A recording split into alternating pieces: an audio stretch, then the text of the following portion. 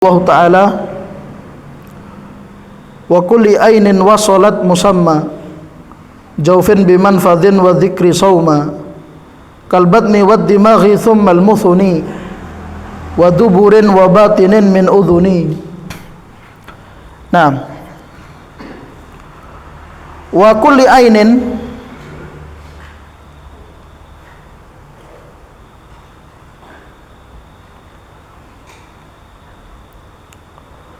wa kulli ainin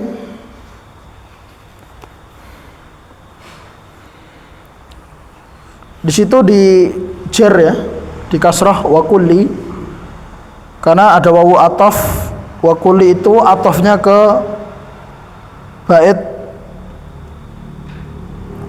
469 yaitu haidin. Jadi wa bintifai muftiris siyami, gitu kan? Dan ternafikannya orang yang apa?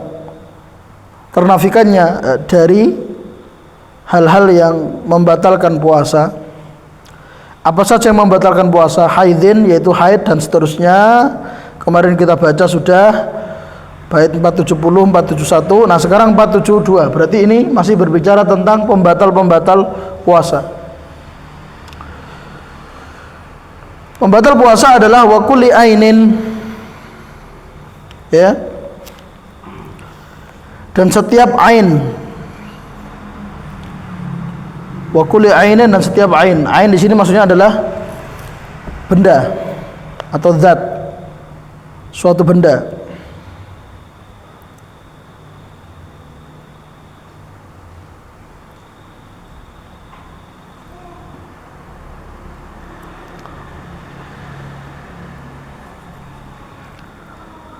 Wa kulli ainin, dan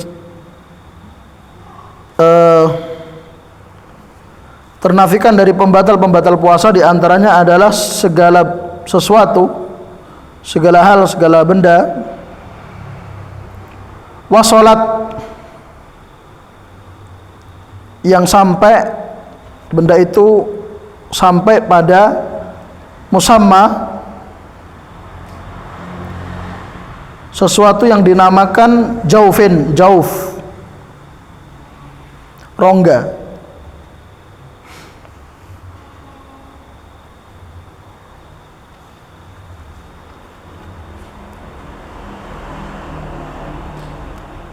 Jauh di situ artinya longga. Bimanfadhin, melalui jalur tembus. Manfaat, jalur tembus.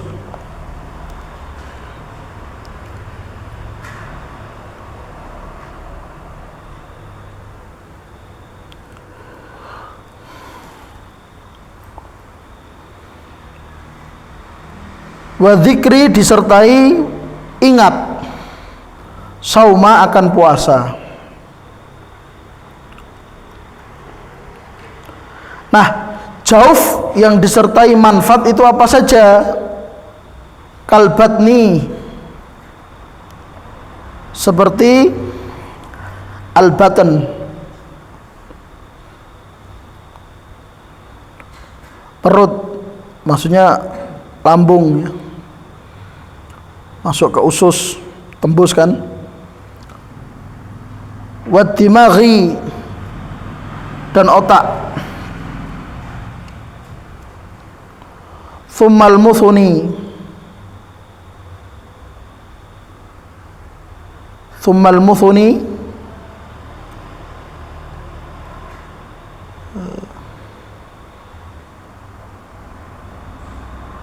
di situ belum saya terjemahkan ya.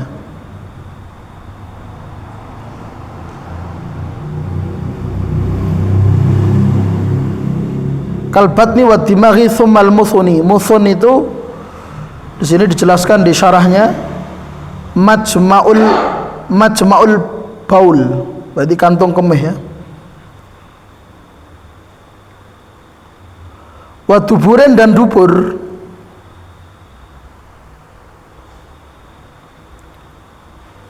Berarti manfaat itu kubul dubur berarti ya. Kan jauf tadi baten, dimag. Kalau manfat itu musun dan dubur. Wa batinen min udhuni, dan bagian dalam telinga, maksudnya lubang telinga. Taib. Nah,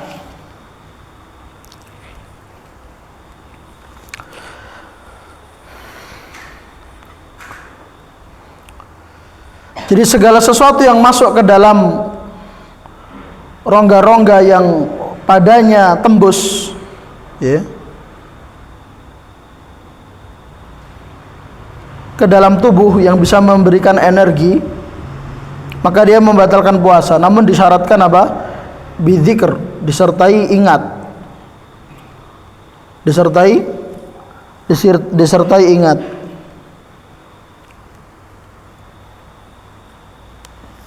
Artinya kalau dia lupa maka tidak batal. Kalau dia lupa tidak batal. Dan bidzikr ini diambil dari hadis yang mana Nabi sallallahu alaihi wasallam mengatakan, man nasiya fa akala aw syariba fa huwa shaim falyutim shaumahu fa inna ma at'amahu Allahu wa saqah. Barang siapa yang dia makan minum dalam keadaan dia lupa kalau berpuasa, falyutim shaumahu, maka dia sempurnakan puasanya. Fa inna ma at'amahu Allah wa saqah, dan apa yang sudah terlanjur dia makan, apa yang sudah terlanjur dia minum, itu adalah pemberian dari Allah. At'amahu Allahu wa saqahu, Allah beri dia makan dan Allah beri dia minum.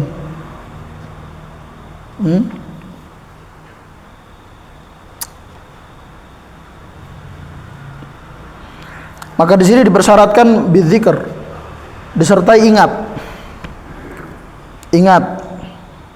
Tapi kalau dia lupa berarti tidak membatalkan. Dan di sini disebutkan apa saja yang berpotensi membatalkan puasa. Itu apa yang sampai pada perutnya, batin. Apa yang sampai pada perutnya. Wa kulli ainin wasalat musamma jaufin biman fadhin wa dzikrin sauma kal batni, seperti al batn. Wa dimagh dan ad-dimagh.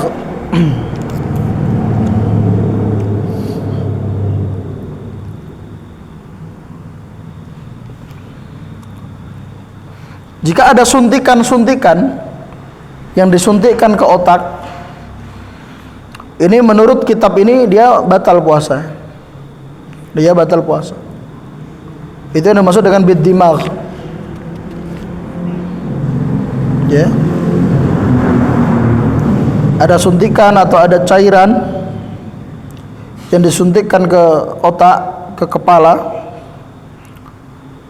yang itu menjadi nutrisi bagi otaknya, maka ini membatalkan puasa. Membatalkan puasa.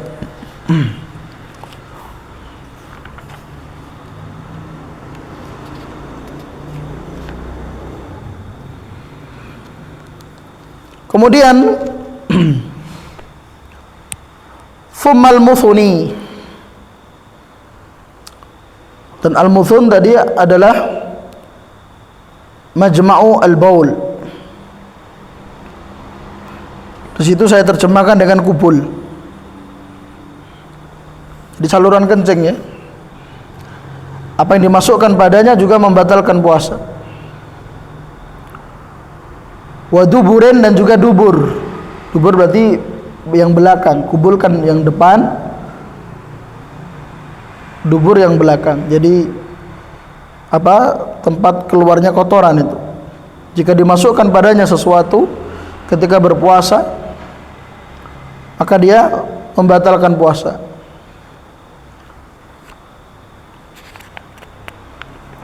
Dan wabatinin min udhuni, dan bagian dalam telinga, bagian dalam telinga. Nah, ucapan beliau kalbatni,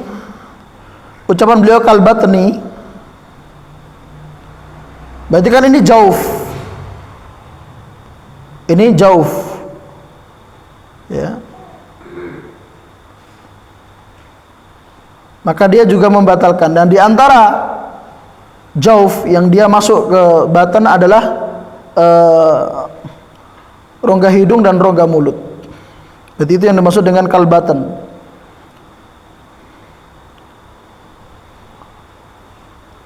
Sekarang pertanyaannya adalah, kalau orang tetes hidung, apakah dengan sebab demikian batal puasanya? Kan begitu. Kemudian juga ucapan beliau,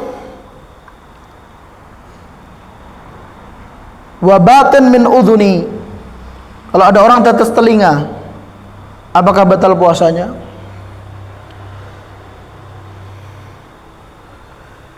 Kalau menurut Ibnu Raslan, nah, ya, dia batal puasanya. Dan ada pendapat lain yang menyatakan tidak batal puasanya. Dan ada pendapat lain yang dia dirinci. Dan yang benarnya adalah dia dirinci. Jadi kalau dimutlakkan seperti yang disebutkan oleh Ibnu Raslan, itu kurang tepat. Wallahu a'lam. Yang tepat adalah dirinci, sebagaimana dulu kita tahun kemarin kita bacakan Mudzakirah fi Ahkamis Siyam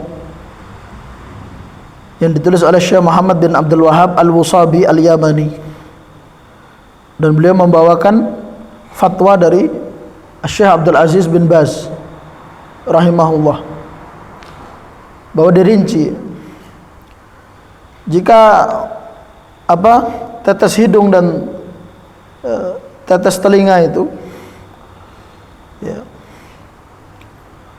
adalah sesuatu yang mengandung nutrisi bagi tubuh, mengandung vitamin atau yang semisal dengannya, maka dia membatalkan.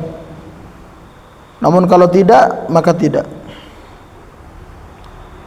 Meskipun sebaiknya adalah dihindari, sebaiknya dihindari. Kalau melihat dari sikap hati-hati, sebaiknya dihindari. Maka apa yang diucapkan oleh Ibnu Raslan ini justru terlihat lebih tepat. Apalagi jika itu hidung, karena dia ada manfaat. Hidung itu tidak hanya sekedar jauf, namun juga manfaat. Manfaat tadi ada jalan tembus, ya, menuju batan. Adapun al-muthun wa dubur, maka yang lebih tepat adalah tidak membatalkan. Apa yang dimasukkan ke kubul dan dubur tidak membatalkan, sebagaimana kita sudah sampaikan kemarin atau tahun lalu di kitab Mudzakirah fi Ahkam As-Siyam, ya. Tapi dari penjelasan kitab ini atau dua nazam ini kita bisa tahu bahwa dalam mazhab Syafi'i itu dianggap membatalkan. Sehingga kalau ada di antara masyarakat kita yang terlihat kencang agamanya, kok dia memiliki pandangan bahwa apa yang dimasukkan ke kubul dan dubur dan apa yang dimasukkan ke telinga itu mutlak membatalkan puasa, ya karena memang dalam mazhab Syafi'i seperti itu. Karena kita tahu ini manzumah di atas mazhab Syafi'i.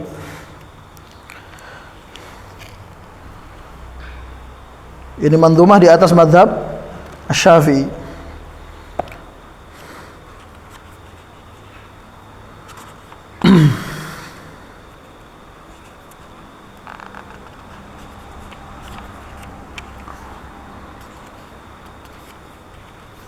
Baik.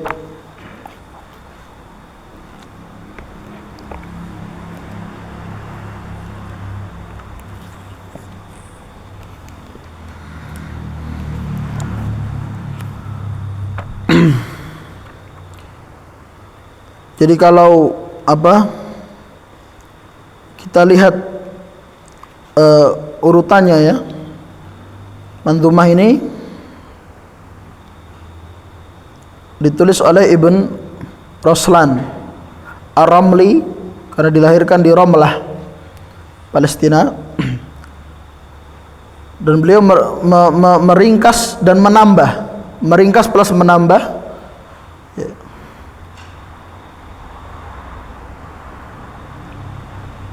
dari Az-Zubat karya Al-Barizi yang wafat tahun 738. Yang mana Al-Barizi meringkas dari Al-Aziz yang ditulis oleh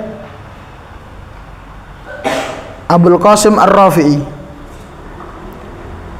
yang merupakan syarah terhadap Al-Wajiz dalam fikih mazhab Syafi'i yang ditulis oleh Abu Hamid Al-Ghazali. Ya, ada matan fikih yang terkenal Al-Wajiz dalam fikih mazhab Syafi'i, disyarah panjang lebar oleh Abul Qasim Ar-Rafi'i dengan judul Al-Aziz fi Syarhil Wajiz. Kemudian syarahnya ini diringkas menjadi judul Az-Zubat. Kemudian Az-Zubat ini diringkas dan dinazamkan dengan judul Safwatuz Zubat atau juga dikenal dengan Manzumatuz Zubat. Jadi silsilah keilmuannya jelas ya dalam mazhab Syafi'i. Nah, sekarang kita lanjutkan bait ke 474 ya, di halaman 4 ya. Masih berkaitan dengan pembatal-pembatal puasa. Masih berkaitan dengan pembatal-pembatal puasa. Berkata Ibnu Raslan Ar-Ramli Asy-Syafi'i rahimahullah, wal amdi lil wat'i bistiqa'i wal amdi lil wat'i wa bistiqa'i au akhrajal maniyya bistimna'i. Dan di antara pembatal puasa adalah wal amdi, sengaja, lil wata', melakukan wata'. Wata' ini kata kiasan ya, biar tidak terlihat vulgar ya, mengatakan wata'. Jadi maksud dengan wata' adalah jima'.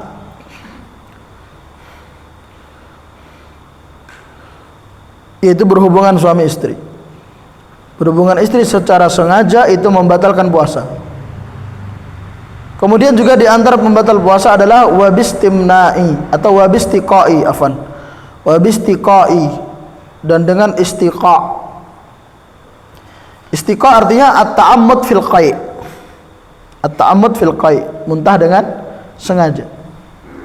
At-ta'ammud menyengaja muntah. Kemudian pembatal puasa berikutnya au akhrajal maniyya bistimna'i, atau mengeluarkan mani dengan sebab istimna'. Istimna' yakni at-ta'ammud fi ikhrajil mani, atau yang dikenal dengan onani. Maka di situ saya terjemahkan ataupun keluar mani dengan sebab onani. Au akhrajal maniyya bistimna'i. Tapi ini pembahasan terakhir untuk pembatal-pembatal puasa. Di sini beliau tambahkan ada 3 pembatal. Yang pertama wal amdi lil wat'i, yang kedua istiqa'i, yang ketiga akhrajal maniyya bistimna'i. Masya Allah.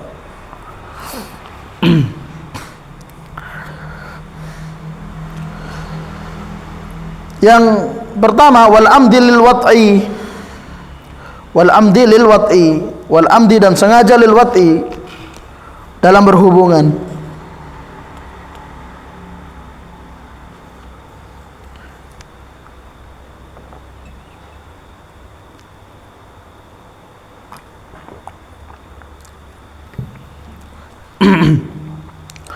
Baik.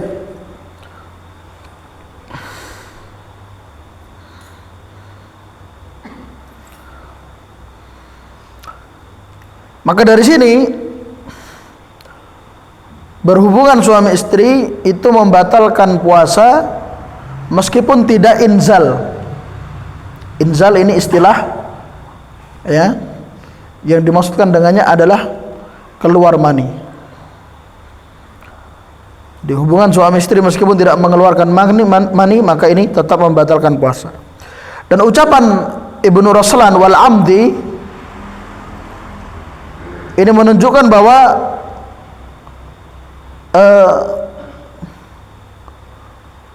hubungan suami istri itu tidak membatalkan puasa jika yang melakukannya dia dalam keadaan salah satu dari tiga. Salah satu dari tiga. Yang pertama, nasyan, dalam keadaan lupa kalau sedang puasa, lupa kalau sedang Ramadan ya. Yang kedua, mukrohan, dalam keadaan dipaksa. Seorang istri dipaksa oleh suaminya, maka yang batal puasa suaminya, istrinya tidak batal. Yang ketiga, jahilan bitahrimihi, dalam keadaan jahil, tidak tahu akan hal itu adalah pembatal puasa atau hal itu diharamkan. Nah, ya. Biasanya ada orang mungkin karena dia mu'alaf baru masuk Islam, dia kira ya pembatal puasa cuma makan dan minum, hanya makan dan minum, selainnya tidak batal. Maka dia berhubungan dengan istrinya di siang hari dalam keadaan puasa bulan Ramadan, maka ini juga tidak batal puasanya ya. Nah,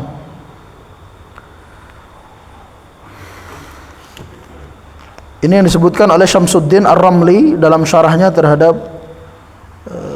Az-Zubad, yaitu Ghayatul Bayan bi Syarah Zubad Ibn Raslan. Taib. Dan hadis atau dalil tentang apa? Al-amdu bil wata' adalah pembatal puasa, itu sudah dimaklumi ya. Tentang seorang yang mendatangi Rasul sallallahu alaihi wasallam dan mengatakan, halaktu wahai Rasulullah, binasa saya. Ada apa kamu? Lalu dia menceritakan bahwa dia menggauli istrinya di siang hari bulan Ramadan dalam keadaan puasa.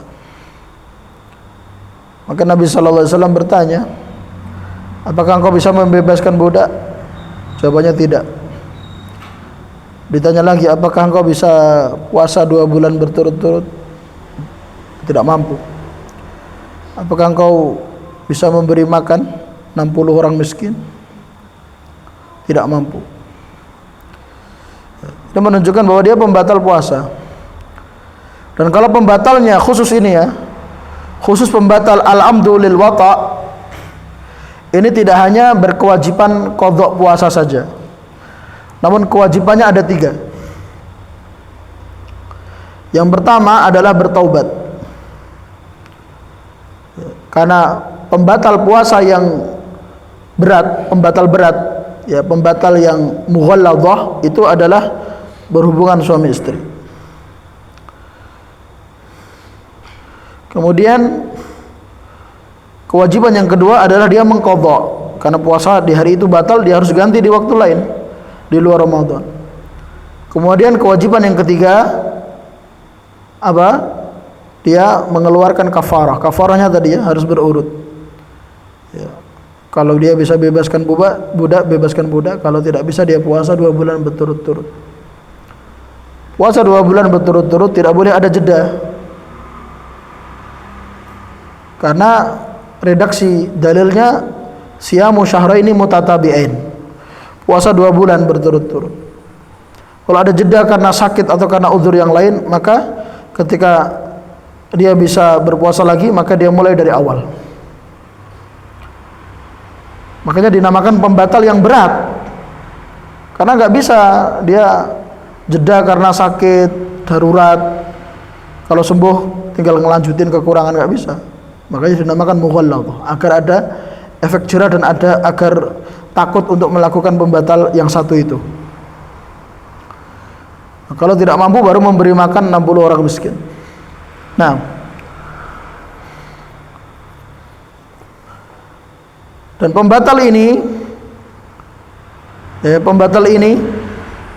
diwajibkan kafarah jika terpenuhi syarat-syaratnya.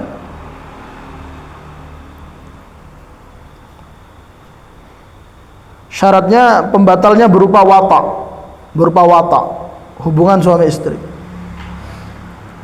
Selain itu tidak ada kafarah.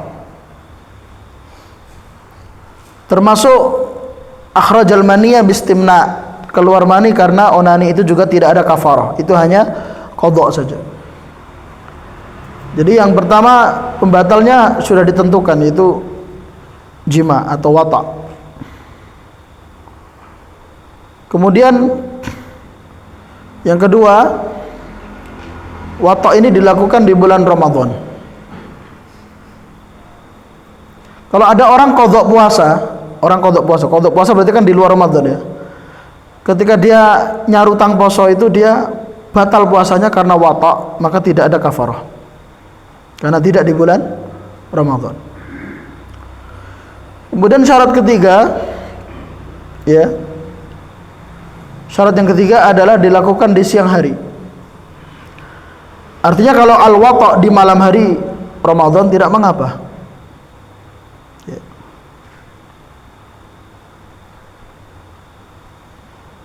Wa ukhilla lakum ar-rafath ila nisaikum, dan di malam hari dihalalkan bagi kalian mengumpuli istri-istri kalian. Kemudian yang keempat, dalam keadaan puasa. Syarat keempat dalam keadaan puasa.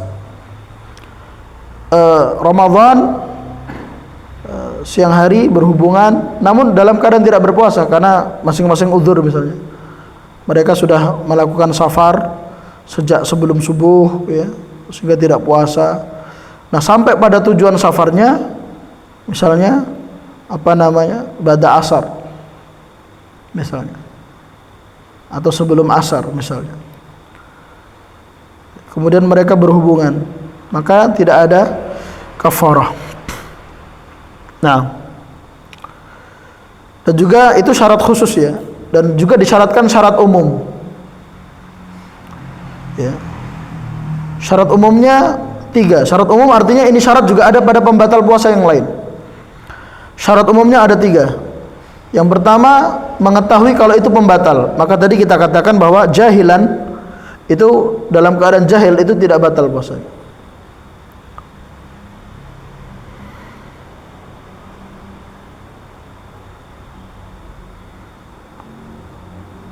Yang kedua, amdan, dengan sengaja, ya. Berarti dia tidak dipaksa, tidak mukrah. Dan yang ketiga, dengan kesadaran penuh, berarti dia tidak lupa. Nah, ini 3 syarat tidak hanya pada al-wata' saja, namun juga pada yang lain. Maka tadi saya katakan ini ada syarat khusus yang 4 tadi, dan ada syarat umum 3, total 7. Yang 4 syarat khusus, ketentuan khusus, yang 3 lainnya ketentuan umum. Nah, pembatal berikutnya adalah istiqa.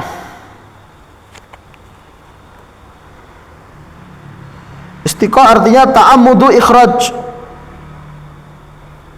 atau istiqa artinya takalluful qai'. Dia takalluf mengeluarkan muntah. Takalluf artinya dia menyengaja agar keluar apa yang ada dalam perutnya, itu adalah pembatal puasa.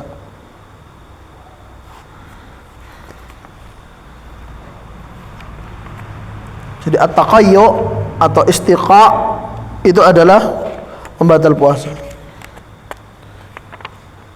Adapun kalau muntah dengan tidak disengaja, maka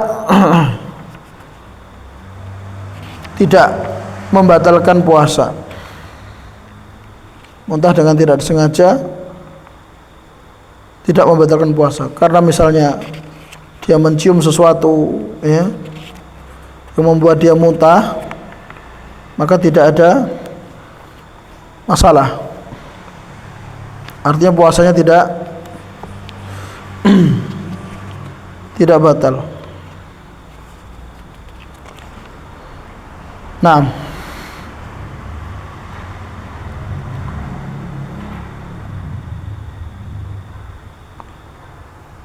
dasarnya adalah hadis yang diriwayatkan oleh Ibnu Majah dan Abu Dawud serta At-Tirmidzi,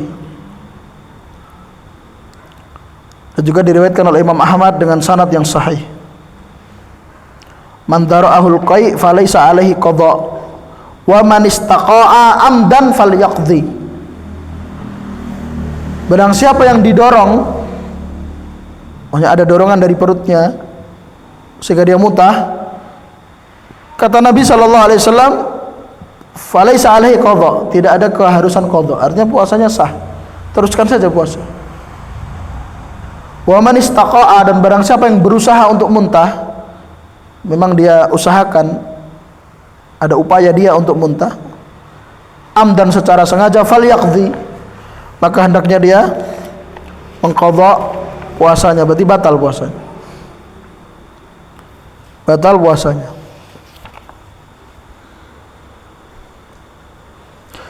Kemudian yang terakhir, au akhrajal maniyya bistimna'i, atau keluar mani dengan sebab istimna. Istimna artinya ta'ammudu ikhrajil mani bi ghairi jima'in.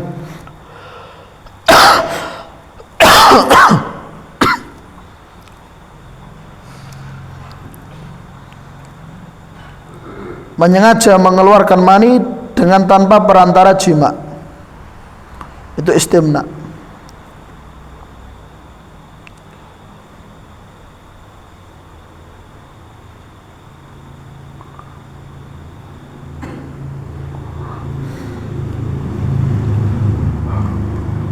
Dan istimna ada khilaf di kalangan para ulama, apakah pembatal puasa berupa istimna ini hanya qadha saja atau qadha plus kafarah. Dan yang benarnya hanya qadha saja tanpa kafarah.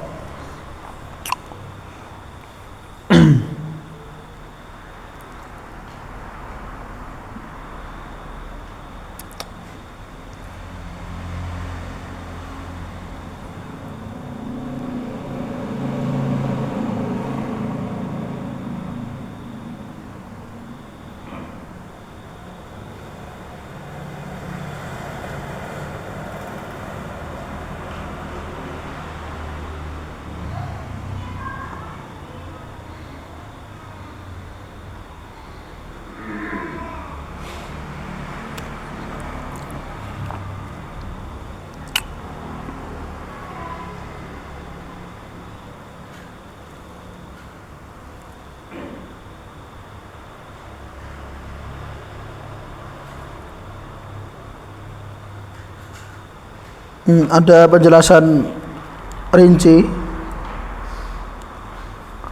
di kitab Ghayatul Bayan. Saya bacakan. Fayuftiru bihi, maka batal karena sebab keluar air mani dikarenakan istimna, idza kana muhtaran, jika hal itu sudah menjadi pilihan dia, maksudnya dia memang sengaja memilih melakukan itu, ya. Ada pilihan untuk enggak melakukannya, tapi dia melakukannya. Satu. Yang kedua, aliman bitahrimi, sudah tahu itu haram. Yang ketiga, amidan, secara sengaja. Ini tiga, ya.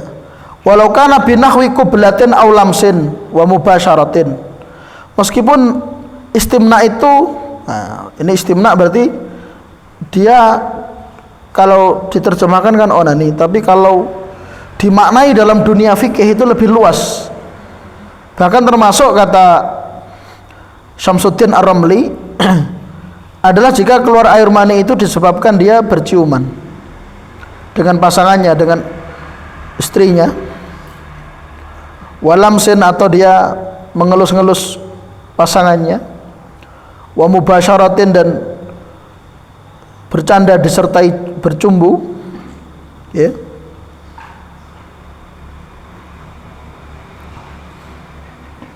Itu juga membatalkan. Bi khilafi khurujil mani binadharin. Ini. Ya. Ini kenapa? Karena ini keluar dari istimna. Keluar dari istimna itu apa? Keluar air mani karena melihat. Melihat sesuatu, dengan sebab melihat sesuatu itu kemudian keluar mani, maka ini tidak batal. Au fikrin, atau dengan membayangkan sesuatu, kemudian dengan membayangkan sesuatu itu keluar air mani, ya.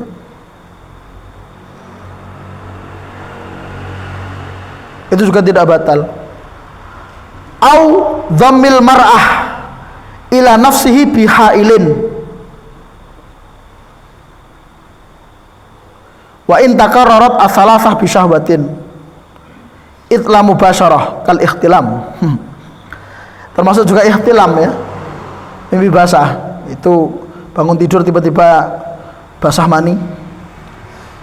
Dan juga dia bergesekan dengan istrinya, misalnya dia ada jalan sempit gitu, dia bawa sesuatu lewat situ, istrinya juga lewat situ, akhirnya berdempetan gitu, agak sedikit gesekan, terus yang laki-laki keluar mani, maka juga tidak batal, karena itu bukan termasuk istimna. Ini penjelasan detailnya dari Syamsuddin Ar-Ramli atau yang dikenal dengan Asy-Syafi'i As-Shaghir, ya, duplikatnya Imam Syafi'i. Selesai. Sekarang kita masuk pembahasan sunnah-sunnah puasa. Bait 475 476. Bait 475 476 itu tentang, ya, sunnah-sunnah puasa. Nah,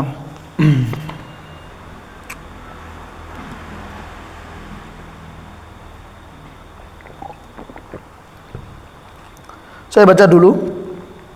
Berkata Ibnu Raslan Ar-Ramli Asy-Syafi'i rahimahullah, wa sunna ma ilmil ghurubi yuftiru bi sur'atin wa aksuhu tasahhuru wal fitru bil ma'i li faqdi tamri wa ghuslu man ajnaba qabla al-fajri.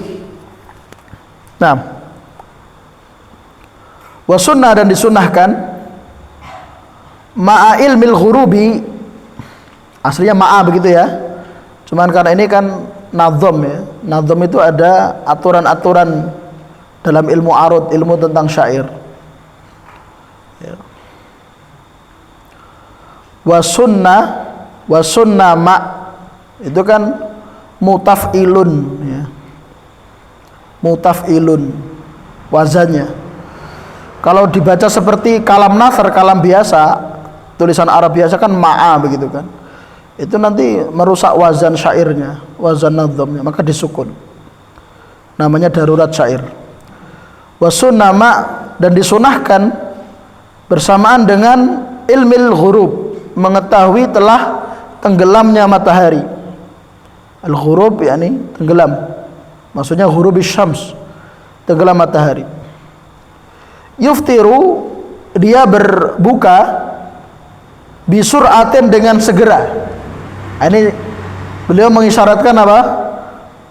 Mengisyaratkan sunnah, disunnahkannya apa? Ta'jilul fitr, menyegerakan berbuka. Beliau berkata bisur'ah. Kapan itu berbuka bisur'ah, dengan segera? Ya, ma'a ilmil ghurub, kalau sudah diketahui, ya, sudah dia pastikan, sudah tahu kalau matahari benar-benar terbenam. Nah, maka dia bersegera untuk berbuka. Wa aksuhut tasahhuru, dan sebaliknya adalah sahur. Maksudnya kalau sahur itu sebaliknya. Kalau berbuka itu segera, artinya segera itu di awal waktu, ya, tidak ditunda. Tapi kalau sahur itu ditunda dalam artian diakhirkan, ya, diakhirkan. Nah, tidak di awal waktu, tidak langsung awal dari sepertiga malam terakhir. Tapi dia tunda sampai dulu kita jelaskan dulu ketika kita membahas Bulughul Maram, Kitabus Shiyam dulu kita jelaskan di masjid ini adalah apa? 1/6 dari sepertiga malam terakhir. Jadi sepertiga malam terakhir itu dibagi 6. Nah, 1/6 terakhirnya ini yang paling bagusnya untuk sahur. Wal fitru bil ma'i li faqdit tamri. Nah, sekarang yang ketiga sekarang. Yang pertama tadi apa? Menyegerakan berbuka.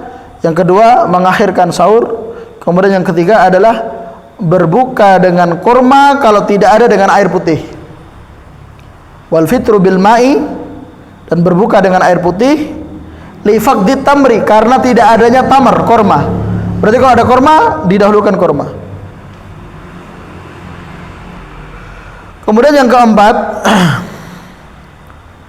sunnah puasa yang keempat adalah wa ghuslu man ajnaba qabla al-fajri, dan mandi junub sebelum fajar.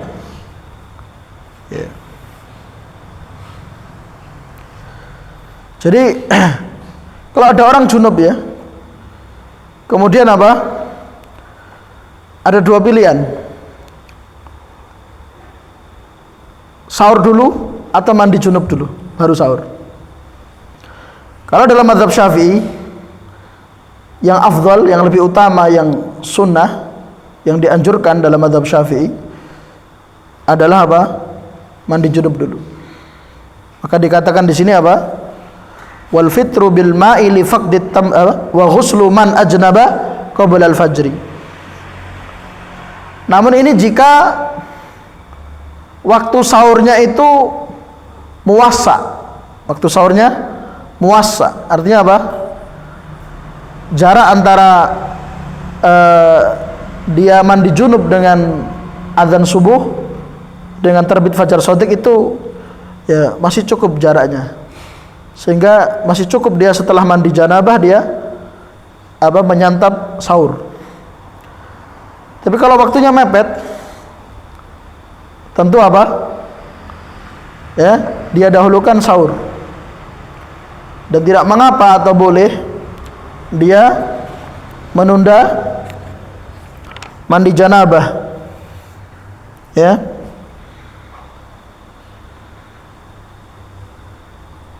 Dia menunda mandi janabah. Ini kalau dalam kondisi mepet. Dalam kondisi tidak muwassa.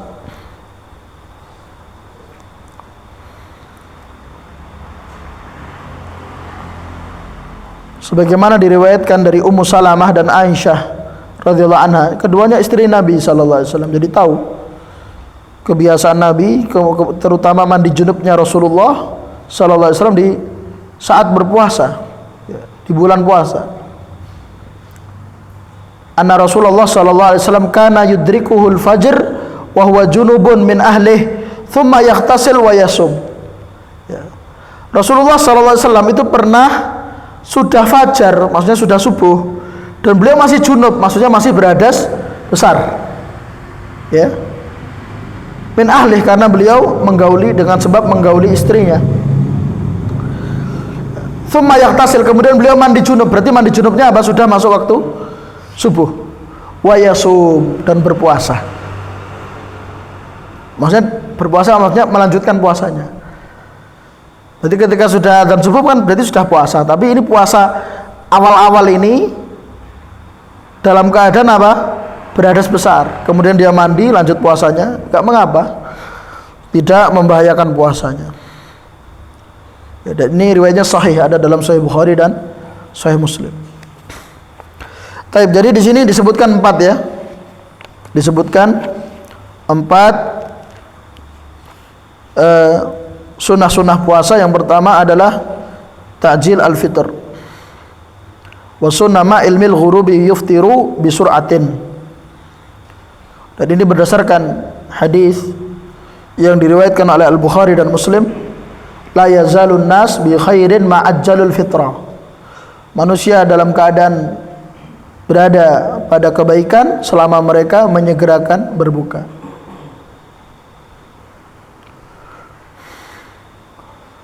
Dan dalam hadis yang lain juga dalam Sahih Bukhari dan Sahih Muslim, Nabi SAW mengatakan, "Idza ra'aitumul laila qad aqbala min hahuna faqad aftara as-shaim." Ini dulu kita pernah baca di Mukhtasar Sahih Muslim dulu, kajian kitab Siam dari ringkasan Sahih Muslim. Jika engkau mengetahui malam telah datang berarti matahari tenggelam ya, berarti malam telah datang. Maghrib itu awal malam. Faqad aftara as-shaim, maka itulah waktu seorang berpuasa untuk berbuka. Nah, jadi disegerakan ya, ta'jil al-fitr. Di sini dibahasakan bisuratin. Kemudian sunnah puasa yang kedua adalah ta'khir as-suhur, mengakhirkan sahur. Ya. Mengakhirkan sahur. Nah, dan dulu kita baca di dalam Sahih Muslim atau Mukhtasar Sahih Muslim, ya, Nabi SAW sahur beserta para sahabat. Ya. Di situ diceritakan Anas bin Malik. Anas bin Malik kan 10 tahun ikut Nabi SAW, bantu-bantu di rumah beliau. Jadi tahu menghidangkan sahur, tahu. Jadi ikut makan sahur bersama dengan Nabi SAW. Nah, Zaid bin Sabit radhiyallahu anhu bertanya kepada Anas bin Malik, jarak antara Nabi SAW mengawali sahur dengan iqamat, bukan dengan azan ya, tapi dengan iqamat, itu berapa? Ya, sekitar bacaan 50 ayat. Ya. Sekitar bacaan 50 ayat, menunjukkan dekatnya. Kemudian yang ketiga, wal fitru bil ma'i li faqdit tamri. Disunahkan untuk berbuka dengan tamar. Yang kalau di sini disebutkan tamar itu yang pertama. Kalau enggak ada baru ma. Ya. Tapi tamar itu kan ada namanya rutab yang masih basah. Kalau sudah kering tamar, maka lebih diutamakan lagi sebelum tamar itu rutab. Jadi rutab, kalau enggak ada rutab tamar, kalau enggak ada tamar baru alma. Baru alma atau air. Ya. Sebagaimana diriwayatkan oleh Abu Dawud dan Tirmidzi, dinilai hasan oleh Syekh Al-Albani. Anas bin Malik yang biasa menyiapkan hidangan berbuka di rumah beliau sallallahu alaihi wasallam, beliau mengatakan kana Rasulullah sallallahu alaihi wasallam yuftiru ala rutabat. Rasulullah itu sering kalau berbuka mengawali dengan rutab. Kana ada isimnya, ada khobarnya. Kalau khobar kana berupa fi'il mudhari itu menunjukkan istimrar, kebiasaan yang sering. Jadi seringnya Nabi SAW itu kalau berbuka dengan rutab. Qabla an yusalliya, sebelum beliau sholat. Jadi menyantap beberapa butir rutab lalu sholat, yakni maghrib. Fa ilam takun rutabat fa ala tamarat. Kalau enggak ada rutab, beliau menyantap tamr. Ini dia kurma ya. Fa ilam takun hasawatin min ma. Kalau enggak ada tamr, maka beliau meneguk beberapa teguk air putih. Nah, kemudian yang terakhir, wa ghuslu man ajnaba qabla al-fajri. Tadi kita sudah sebutkan ya, dalilnya dari hadis riwayat riwayat Ummu Salamah dan Aisyah radhiyallahu anhuma. Kemudian berikutnya adalah hal-hal yang dimakruhkan. Hal-hal yang dimakruhkan ketika berpuasa. Dimakruhkan berarti dia tidak membatalkan puasa, namun sebaiknya dihindari. Meskipun tidak membatalkan puasa, namun sebaiknya dihindari. Ya. Dijelaskan dalam dua bait ya, 477 dan 478.